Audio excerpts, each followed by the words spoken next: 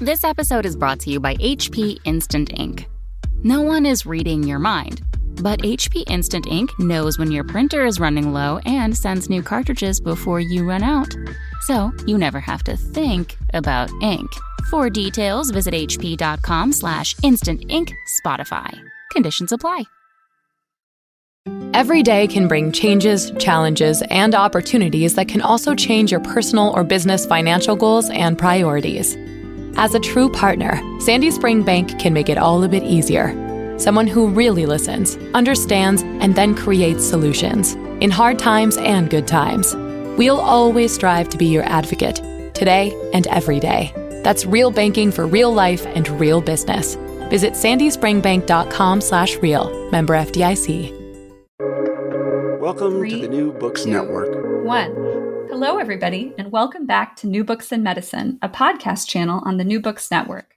My name's Claire Clark. I'm one of the hosts of the channel, and today I'm talking to Courtney Thompson, an assistant professor of the History of Science and Medicine and U.S. Women's History at Mississippi State University, and the author of the just-released book, An Organ of Murder: Crime, Violence, and Phrenology in 19th Century America. Courtney, welcome to the show. Hi, thank you so much for having me, Claire. I'm excited to be here. I wonder if you could begin the interview by telling us a little bit about yourself. How'd you get to be a historian of medicine? Sure. So when I went away to college, I did my undergrad at Harvard. And when I enrolled, I originally enrolled as a psychology major. And I intended to be pre-med. I knew I was interested in medicine, but I thought I wanted to practice. And towards the end of my first year as a freshman at Harvard, I was trying to get out of all of my general electives so I could start my major, right, as we often do. And so I enrolled in a history class that I just took basically as a general elective, when you have to fulfill those sort of core requirements. And the course was Madness in Medicine, and it was taught by Anne Harrington, the fantastic historian of psychiatry, mental illness, neurology at Harvard. And I just fell in love. I fell in love with the topic. I realized that what I was really interested in wasn't studying the mind or the brain in the present, which I thought was what I was interested in with psychology. But what I was really interested in is how we came to the way that we look at the mind, the brain, the body, and medicine in the present.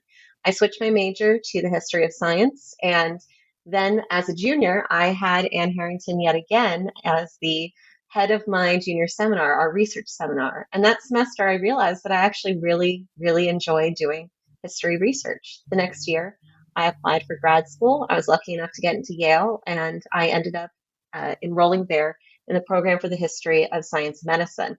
And it all happened because I took a random course in my first year as a freshman, trying to get out of a requirement, my history requirement, so that I could move on with my life. And I never moved on, I guess. I'm still here.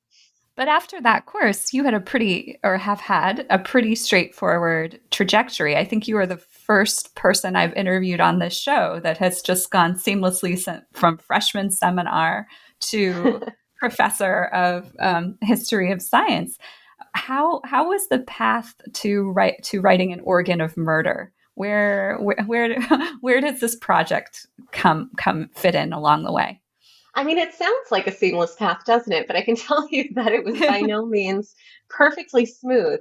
Like I said, it was a strange path that led me into the history of science. And I did go right from undergrad to graduate school, which probably was not the best idea. I think I could have used a little bit more time to figure out what I wanted to do, to get a better picture of the history of science and medicine. Going straight in and being surrounded by scholars who already had master's degrees or medical degrees or more life experience was very intimidating. So I entered grad school with sort of big eyes and big dreams and just wanting to do everything, but not sure what I really wanted to do. So I spent a lot of time in grad school just trying a lot of different things. I spent time taking French history courses, and I did research in France for a while. I've sort of just tried out a lot of different things, which has been fun for me, but it does make the process a bit slower. What really happened, though, is I thought that my dissertation was going to be something quite different. I thought my first project was going to be about, following in Anne Harrington's footsteps, was going to be a history of psychiatry and neurology.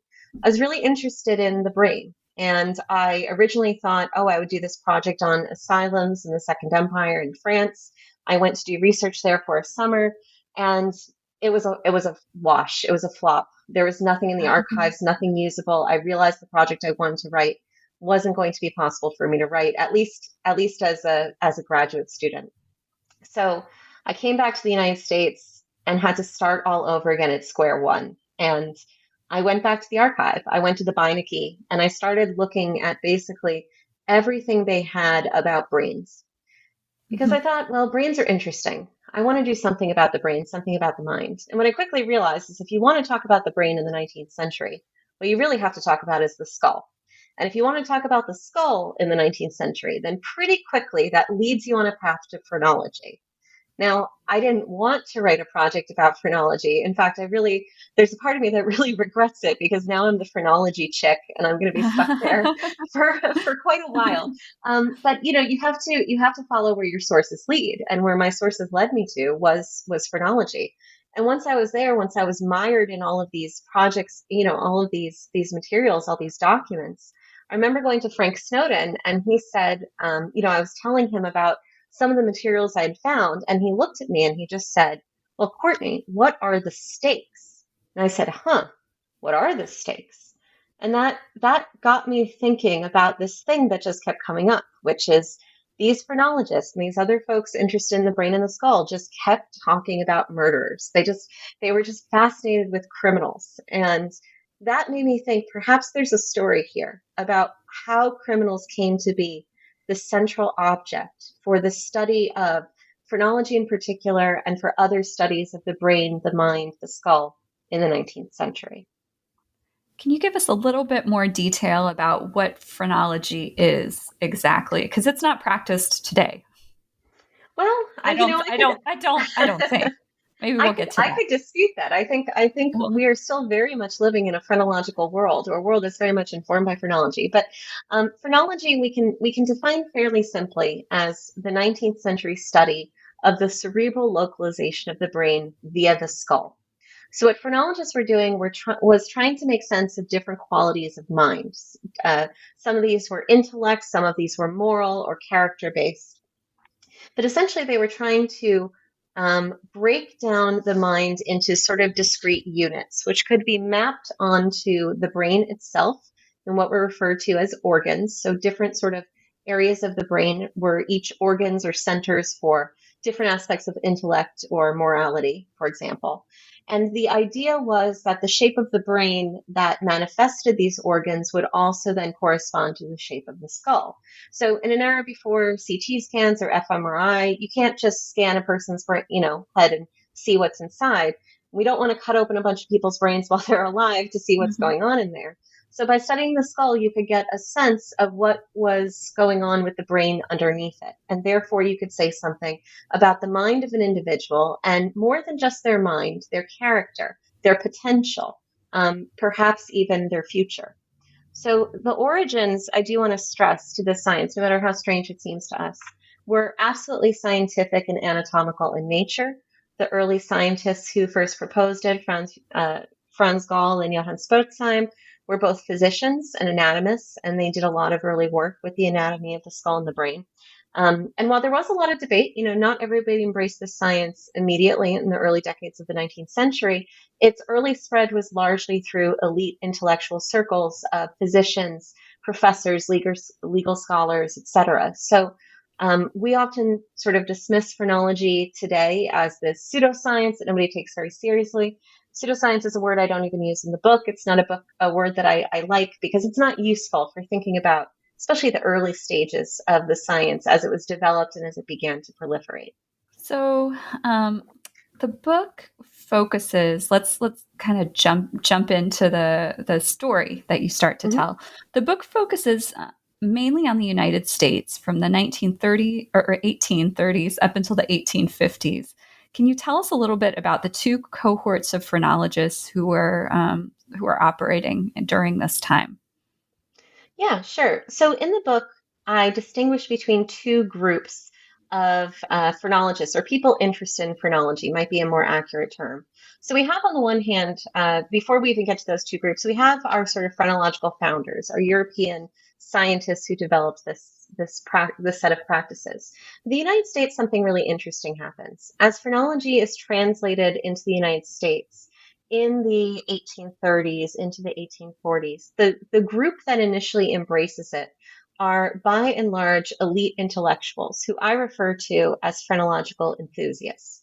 And what distinguishes them is these were largely learned men, almost entirely men, learned men in elite circles. So I'm talking about figures like asylum superintendents, judges, lawyers, physicians, professors at institutions like Transylvania University, professors in medical schools.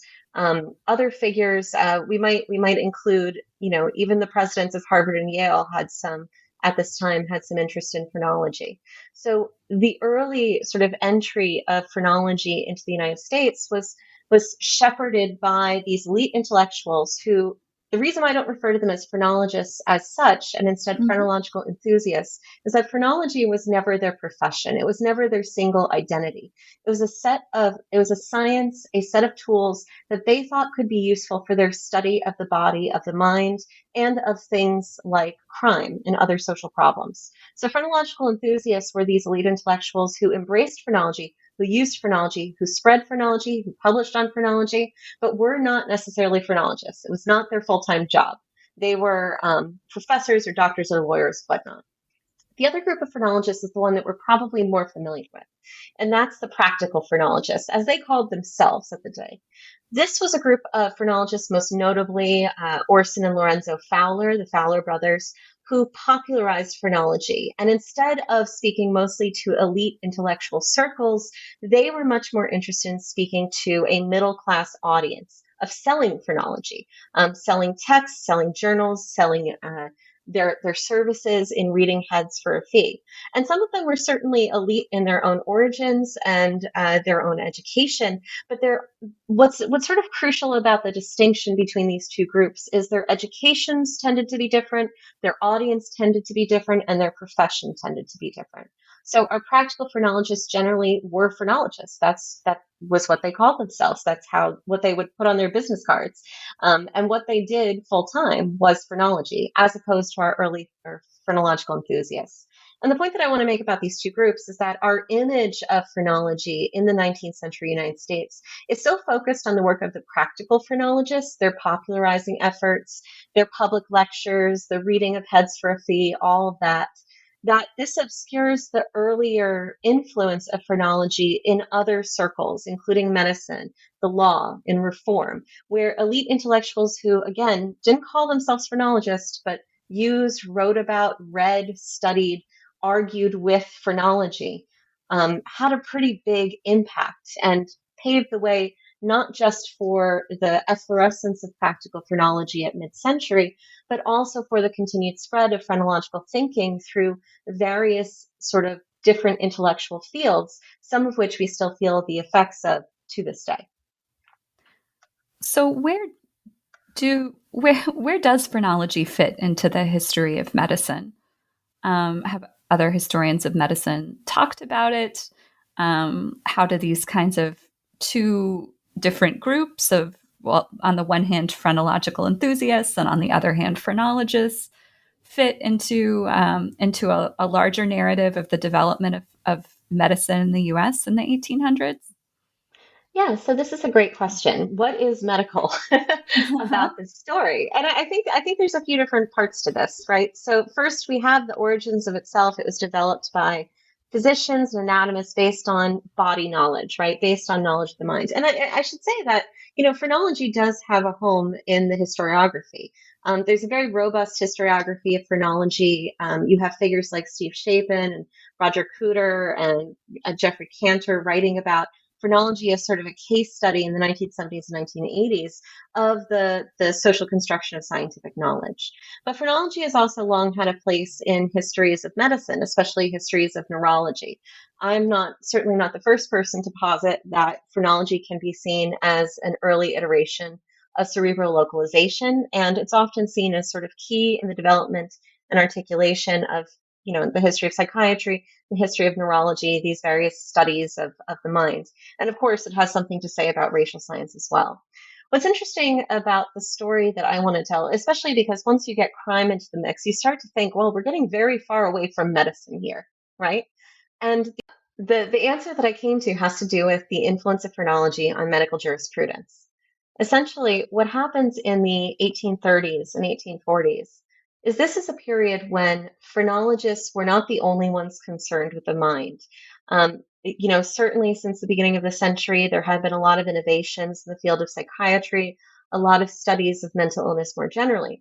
And by the time you get to the 1830s, experts, physicians, legal experts, and what we can refer to as psychiatrists, although they were largely referred to as alienists or asylum superintendents at the time, were starting to really get interested in this question of criminal insanity. Where's the line of responsibility? If a criminal commits a crime, could this be a manifestation of mental illness? And if that is a manifestation of mental illness, what is the source of that manifestation? Is it a lesion to the brain? Is it an underdevelopment of the brain? Could it be due to an injury to the brain? So what is the tie between the anatomical and the mind? And then further, if we do believe a criminal to be mentally ill, then can they be held responsible for their actions? Can we actually take somebody who's criminally insane and put them in jail? Or for that matter, certainly, can we execute them for their crimes? So phrenology basically appears on the scene and starts to look like a really interesting new science of the mind at right the same moment that physicians and lawyers and again, those we can refer to as early psychiatrists, were coming together to try to negotiate this question.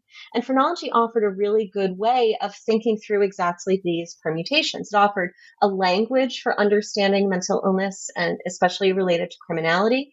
It offered, as well, as I've said, a very material sense of the source of mental illness that could lead to crime. Basically saying, there are certain parts of the brain that could be overdeveloped or could be injured and therefore could lead one to commit crimes, especially violent crimes in particular ways.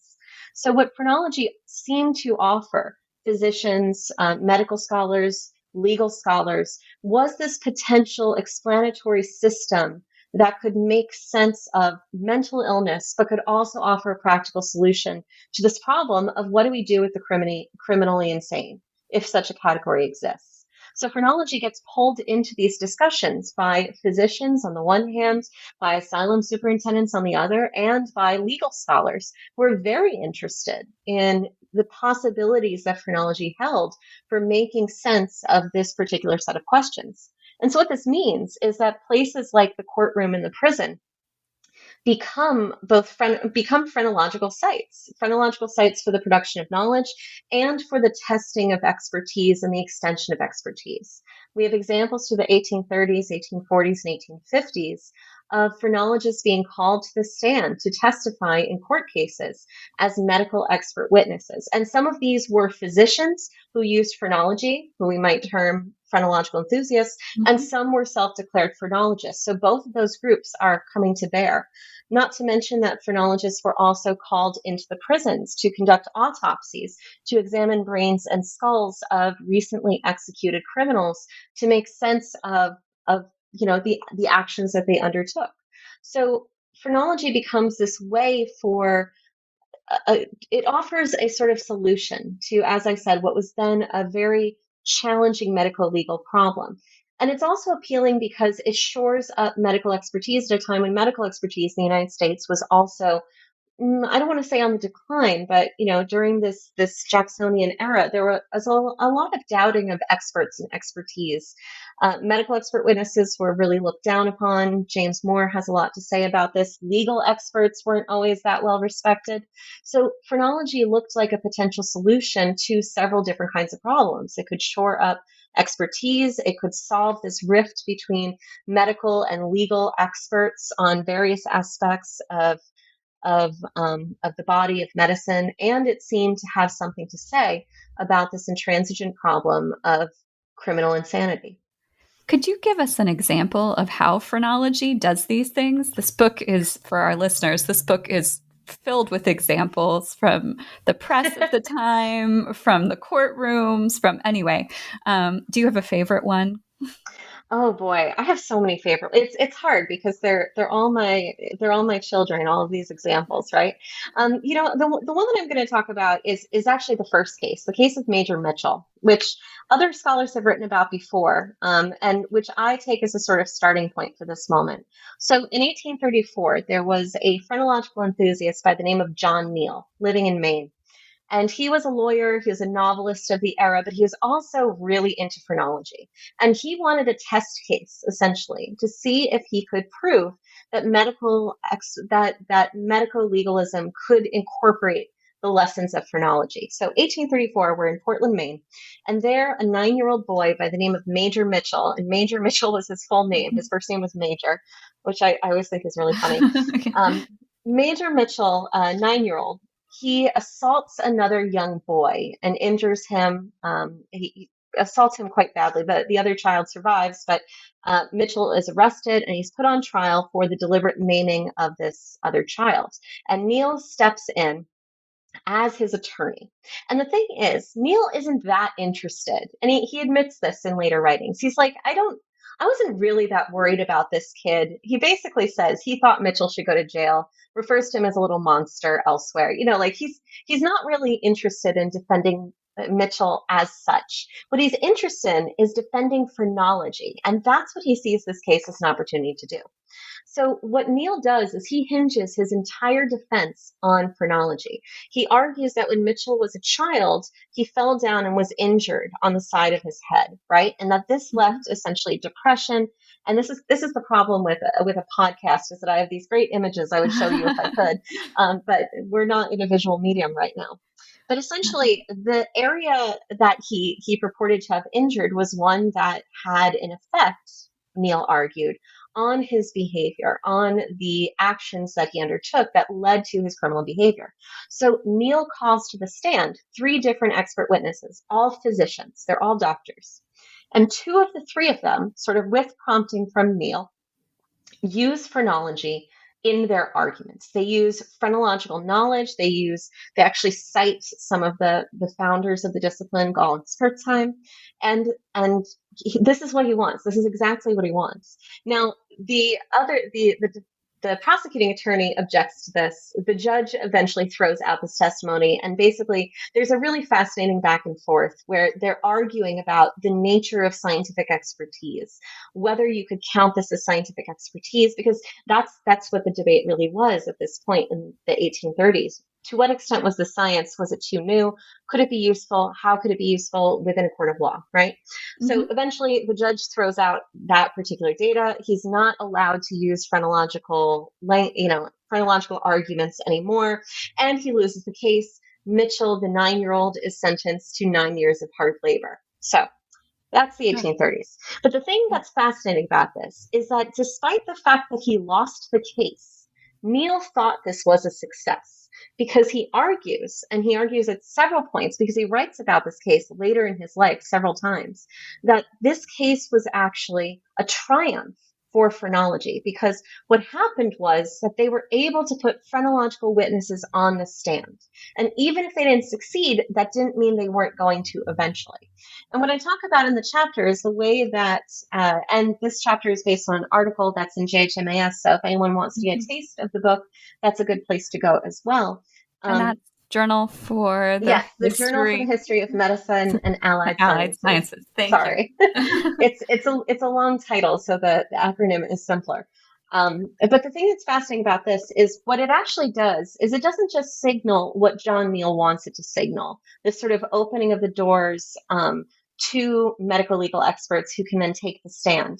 It certainly does happen. There are, in the decades following this case, you have physicians on the stand using phrenology, you have phrenologists on the stand, you have judges and lawyers both making use of phrenological knowledge and testimony, often very explicitly saying, Spurzheim argued this and phrenology says this, right? So those are the explicit cases. But what's just as interesting to me, possibly more interesting, is the way that this also opens the door for implicit cases, because the other piece of the story of Major Mitchell is that one of the people behind the scenes during this case was a a man by the name of Isaac Ray, who was a young man living in Portland at the time, who would later go on to be one of the leading American thinkers on psychiatry. He was one of the founders of the organization that became the American Psychiatry Association. Is that right? The American Psychiatry Association? APA. Yeah. The APA, Well, yes, that's right. Okay. So Isaac Ray, at the time, he's living in Portland and he's a young man, and Neil is his mentor. So Ray also is very interested in phrenology. He's reading about phrenology. He's translating works of phrenology. He's writing articles on phrenology. And when in the lead up to the case, he's the one who goes with Neil to the jail to examine Mitchell's head and to see, what his bumps are, essentially. So Ray is this physician, later asylum superintendent. We can refer to him as an early psychiatrist, I think, who is very much in this world of phrenology in the early 1830s. And through the first part of the 1830s, he's also publishing in legal journals using phrenological texts, right? And he's acknowledged by jurists. Jurists are basically looking at him and they're saying, A, this guy has really useful material for us, but B, he's really influenced by phrenology. Those two things coexisted, and one of them wasn't seen as bringing down the other. Now, in 1838, Isaac Ray publishes a book, a treatise on the medical jurisprudence of insanity. That's a very important text for this debate about the nature of criminal insanity. Can a person be mentally ill to such an extent that they do not understand the crime that they're committing? What's fascinating about this text, other scholars have argued that by this point, only 4 years after the Mitchell trial, Ray had moved on from phrenology. I don't believe that this is the case. While Ray is not that explicit in using phrenology, he does still cite major phrenologists and phrenological texts. And what's more important is he uses the language of phrenology throughout his book. He refers to an organ of destructiveness, but more crucially, he uses this language of propensity.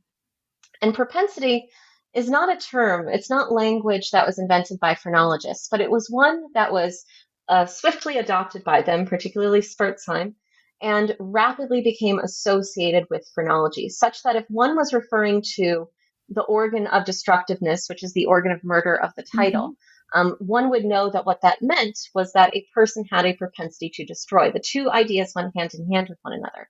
So Ray's text uses this language and fills his text with this language. And then, crucially, what happens after this is that Ray's book becomes a hit. It becomes the go-to book in both the United States and in England. It's actually cited in the Minotton trial, right? The attorneys actually read long passages out of the book during that trial, the trial that basically established the criminal insanity defense in the UK. We more or less followed suit. So throughout the next few decades, what you see is, on the one hand, yes, phrenology is brought into court in all these explicit ways, but it also, especially through continuous citation of this one key text of Ray, the language of phrenology is also brought into the courtroom, into the medical legal sphere, often to the point where at a certain point, people start to lose sight of its phrenological origins. So they keep using this language, but they've forgotten where it came from. And that, I think, is quite interesting. And this is one of the early pieces of the puzzle that I was able to put together. I remember John Warner turning to me at one point after us having discussion about some of what I was finding, and he said, propensity. There's something about the language there that you should look into. And, it led me down an interesting path, but as always, he was right. Hello, everybody. This is Marshall Poe. I'm the founder and editor of the New Books Network. If you're listening to this podcast, you probably love to read. I know I do. So I'd like to recommend you subscribe to Scribd. Scribd is the ultimate reading subscription service, letting you explore all of your interests in any format you choose: ebooks, audiobooks, magazines, and more for only $9.99 a month. All your favorite things are there. You get an entire library for less than the cost of a single book. No complicated credit cards or additional purchases required. If you're not sure what to read, Scribd combines the latest technology with the best human minds to recommend content that you'll love. Want to change things up? You're free to switch between titles, genres, and formats at any time on your phone, tablet, or computer. And here's the best news. Right now, Scribd is offering NBN listeners a free 60-day trial. Go to try.scribd.com/NBN for your free trial. That's try.scribd.com/NBN to get 60 days of Scribd for free. Support for this podcast comes from Invent Together. According to studies, less than 13% of all inventors who hold a U.S. patent are women. Black and Hispanic college graduates patent at half the rate of their white counterparts. But we can fix that by increasing participation in innovation and patenting by underrepresented groups. It would quadruple the number of American inventors and increase annual GDP by almost $1 trillion. Invent Together is a coalition of organizations, companies, universities, and concerned citizens committed to ensuring that everyone has the opportunity to invent and patent. Because the more diverse the American patent system gets, the stronger and more successful our nation will become. What can you do to help diverse inventors patent and unleash economic opportunity? Find out at inventtogether.org. Learn more and take action today.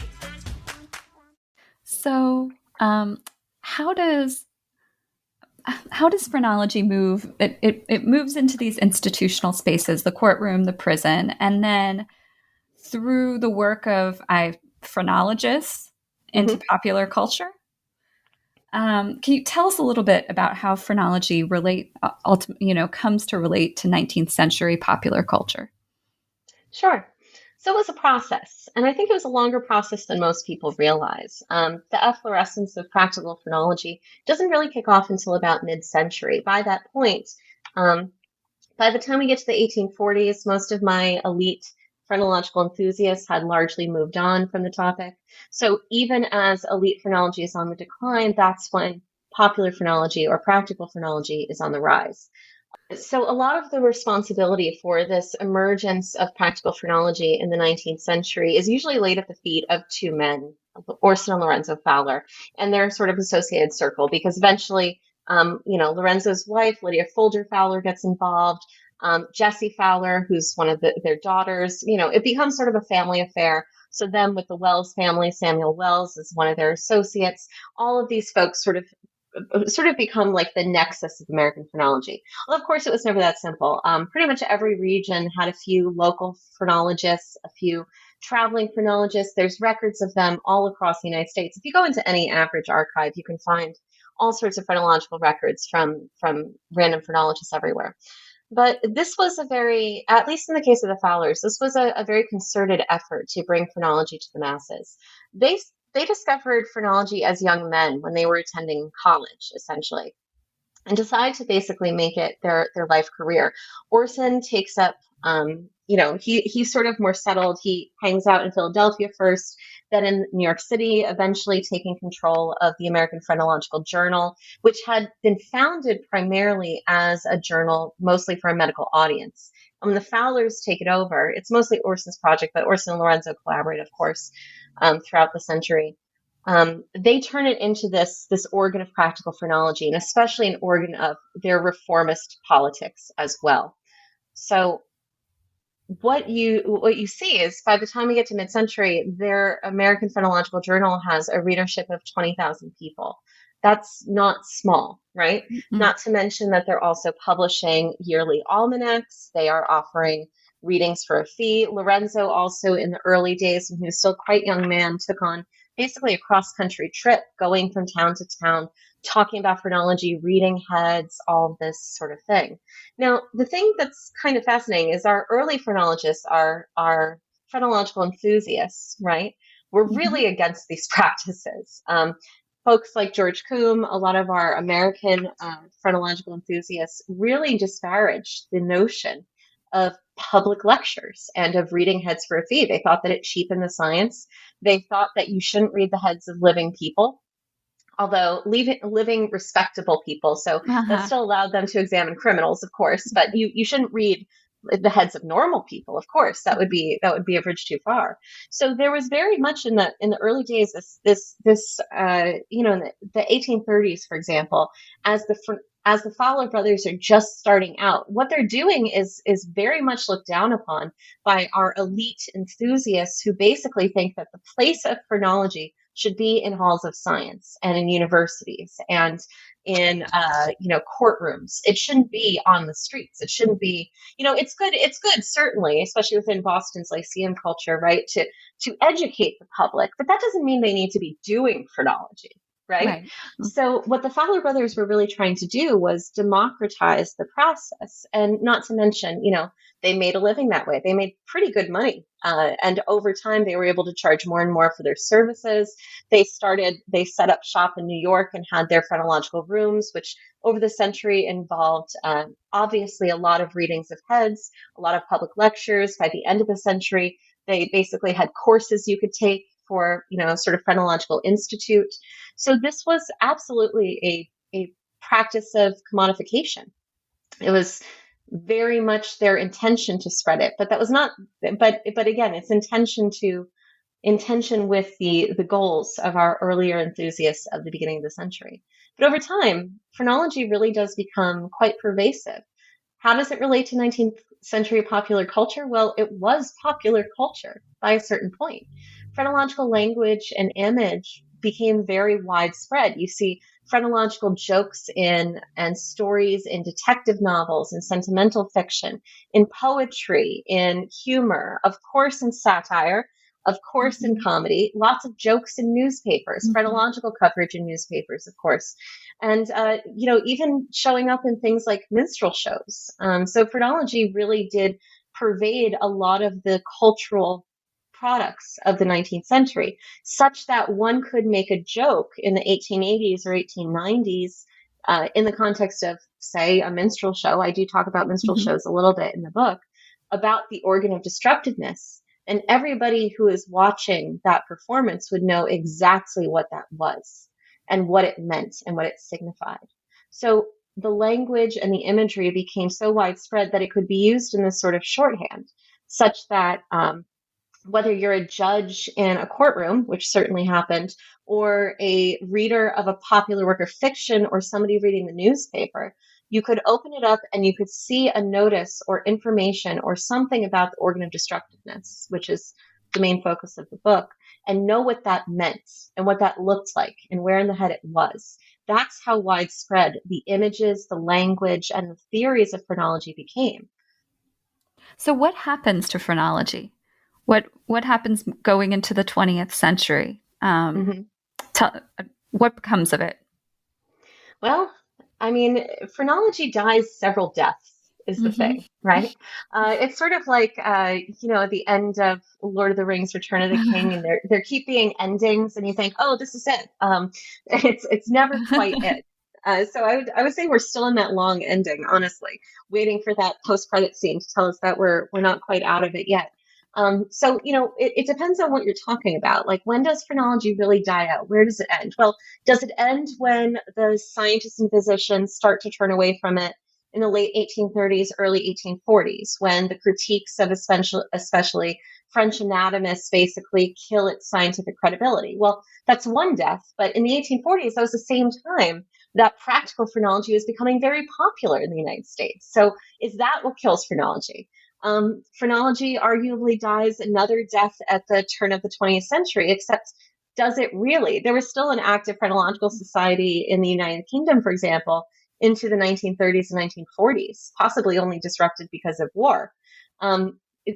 Is phrenology even really dead now? I think that we could debate that. But the short version is it is one of these sciences that seems to keep dying. So you have the death of elite enthusiasm, you have the death of popular phrenology, which is a very slow, very dragged out death that arguably takes decades, and a lot of smaller deaths along the way, including, of course, every time one of the founders died.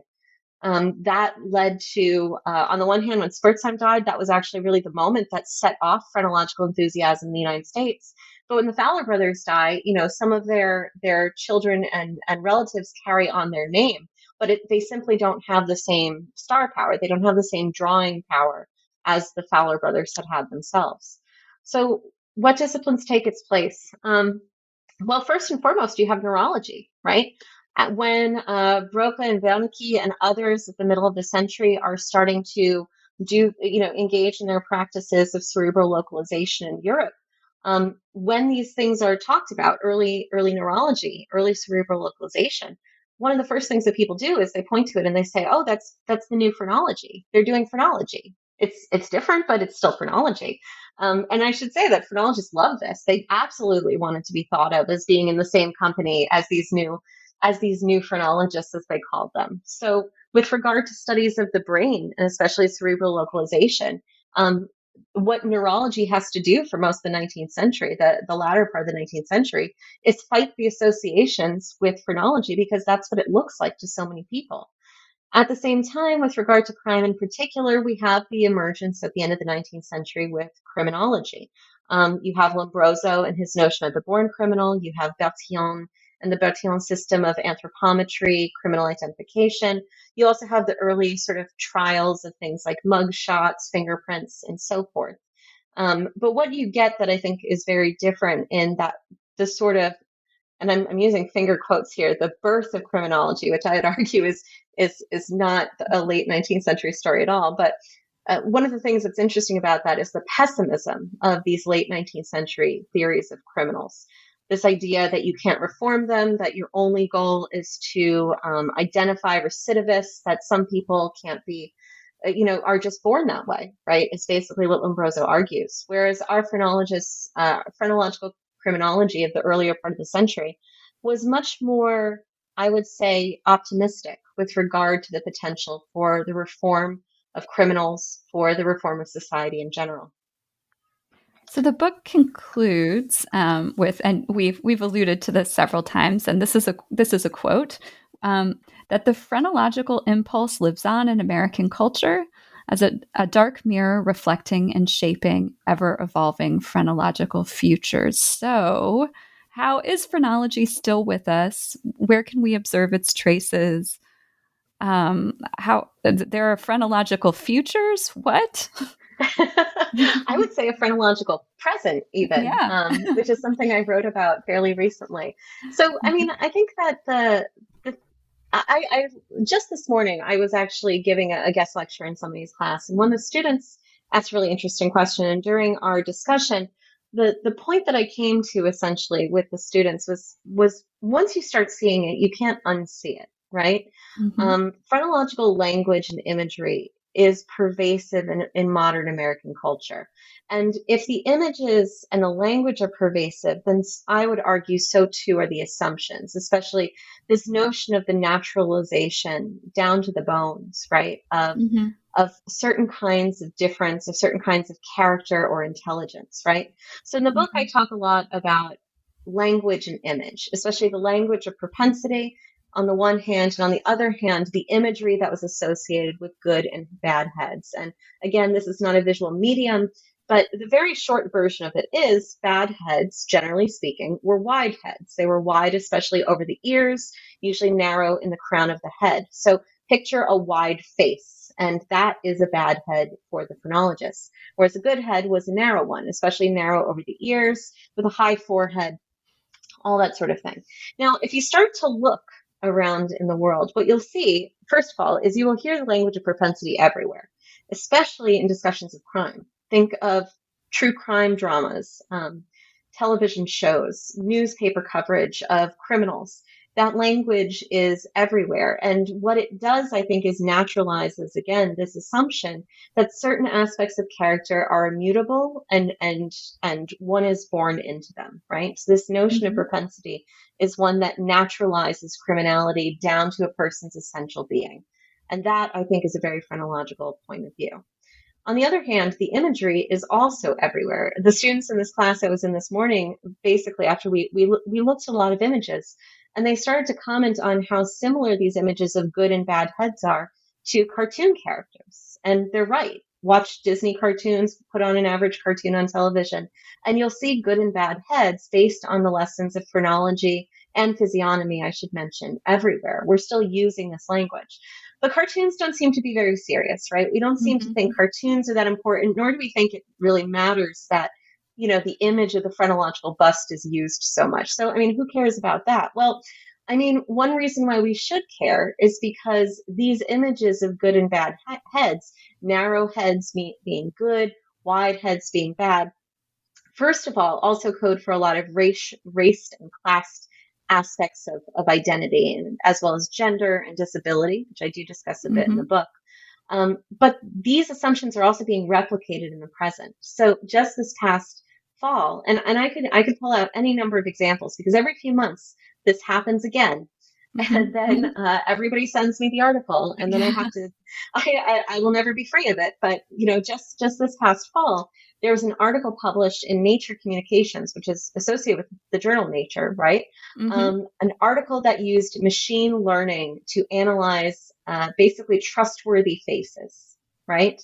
So they built an algorithm to basically construct trustworthy and untrustworthy faces. And what they found were wide heads were bad and narrow heads were good. The images that are associated with this publication, many of which I should say, the guy who tweeted about it got so much pushback, he actually left Twitter. So, I mean, I'm not the only person who's noticing these things, of course, but so much of the visual imagery that's associated today with AI studies, facial recognition, is overwritten with these phrenological assumptions about what good and bad people look like. And if we consider that this also impinges on aspects of things like race and ethnicity, we can understand why it's so problematic, especially because, as I don't need to tell you, we often think of algorithms and AI as being somehow removed from human influence and value neutral. But as we historians of science know, science is never neutral. Science is never pure. It's always encompassing our assumptions, and often not very good assumptions. What's fascinating for me, of course, is how these phrenological images have still stuck around. I wouldn't go so far as to say that phrenology created these ideas about good and bad heads whole cloth. But I do think that our continued usage of this visual imagery, this is what I find to be both fascinating and concerning, that the language and the images of phrenology are still with us when, as I talk about in the book, that this language and imagery has real stakes for real people, about who we think are bad people by their nature, the extent to which we believe people can be reformed or changed, who we trust on an individual level or on a societal level, and what kinds of punishment we assess those who commit crimes. So the continued usage of the language and image of phrenology is something that I find to be not at all surprising, but certainly a bit troubling. If nothing else, I would like to move on from phrenology at some point. So I would really appreciate it if, the world stopped making my research relevant. That would be fantastic, honestly. Well, one way to move on is to start another project, start working on something new. Yes. So, what are you working on now? I'm working on a few things right now, actually. My next big book project is going to be, it's tentatively entitled A Calculus of Compassion, and it's going to be a book about affect and identity in the doctor-patient relationship in the late 19th century South and West. And I'm focusing it in particular on a close reading of the archive of Southern physician Andrew Bowles-Holder, who lived and worked in the United States South, as well as on a Western reservation in Montana with indigenous peoples. And I'm bringing a history of emotions approach to thinking about how he and other people like him, because I'll be, also writing about the work of other white physicians like him, white male physicians like him, how their consideration of their patients was shaped by identity politics, gender, race, sexuality, class, regional identity, as well as how their emotional responses were shaped by identity and how this shaped medical practice. So that's my big project that I'm working on.